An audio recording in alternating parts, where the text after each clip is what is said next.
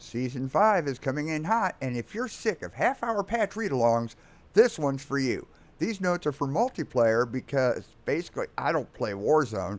If you're looking for those, let me know and I'll put them in another video. But before we dive in, let me be clear.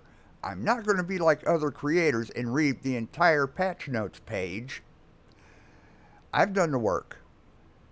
And here are the highlights that you need to know for Season 5, dropping tomorrow at 11 a.m. Central. I'll put a link down in the description below and in the pinned comment if you want to follow along. Timestamps are below if you want to jump to what matters most.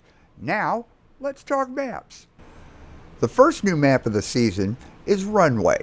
Set in 1992 Kuwait, this 6v6 map looks like it was a scene from the campaign.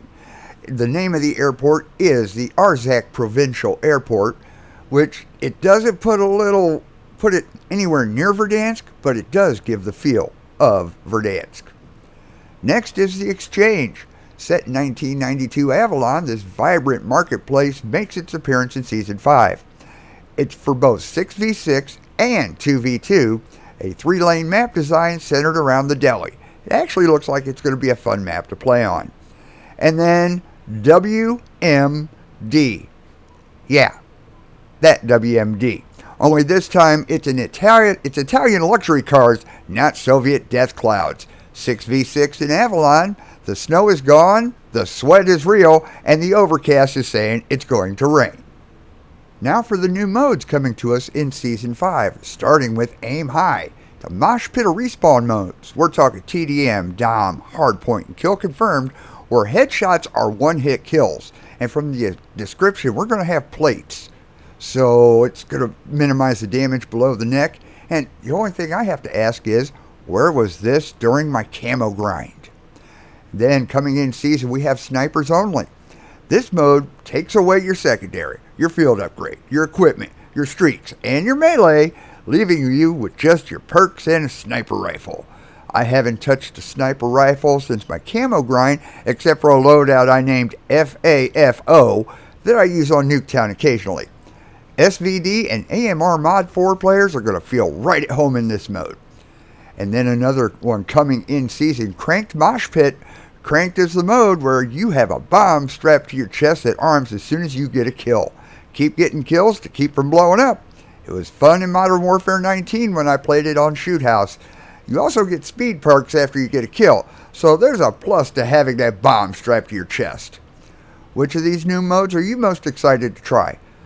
I'm honestly a little anxious about snipers only. Let me know if you're going to be running it. And now to the stuff that might make or break your loadout.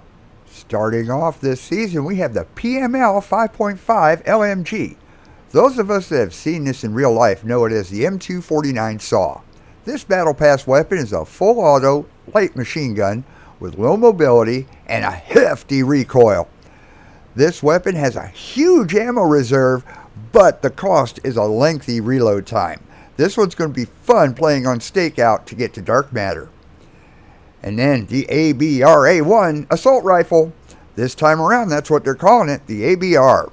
We know it, this burst AR from every other COD game since 19 as the AUG.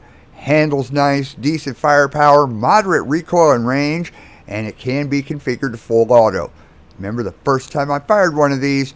Oh man, I needed it right away. I maxed that one out pretty quick. And then ring the bell, because they're giving us boxing gloves as the melee weapon in season.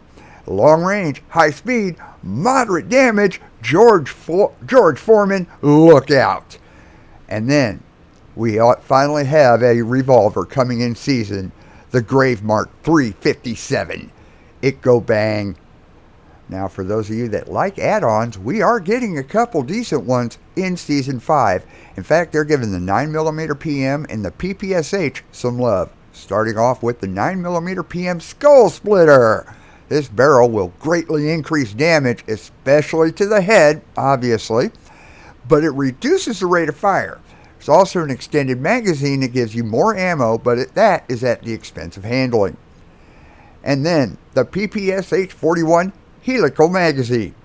In this season event award, it gives you a PP-19 or a Bison magazine for the PPSH. Close range, high ammo count, spray and pray. Let's have fun. And there are some other additional issues that have been addressed on the UX and UI side.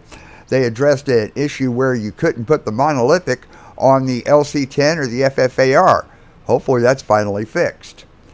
Current weapon level and the weapon's max level will now both be displayed in many locations where before only your current weapon level was shown. It makes it a lot easier to see how much farther you have to max out those weapons. A whole bunch of buffs to unpopular weapons were given this time around. Shotguns, the Fang 82, pistols, marksman rifles, and the Goblin Mark II. The Goblin is a semi-auto assault rifle. I don't know what the buff it is, but I can do a separate video with all the weapon buffs and nerfs. Let me know down below. And then there's also an issue addressed where the Archangel could navigate outside the map when you're using it. It's kind of a good thing they fixed that. And they also addressed an issue where the shadow perk was when you were throwing it next to a shock stick. I kind of fixed that issue to where you don't get shocked. They also fixed the next issue in search where players would occasionally not spawn in subsequent round when joining a match in progress. That is very annoying. And then there are also several other UI fixes that I'm omitting, basically because of time. Those are the Season 5 patch notes for Black Ops 6. Now, I didn't mention that we're going to get a jacked up version of Sims.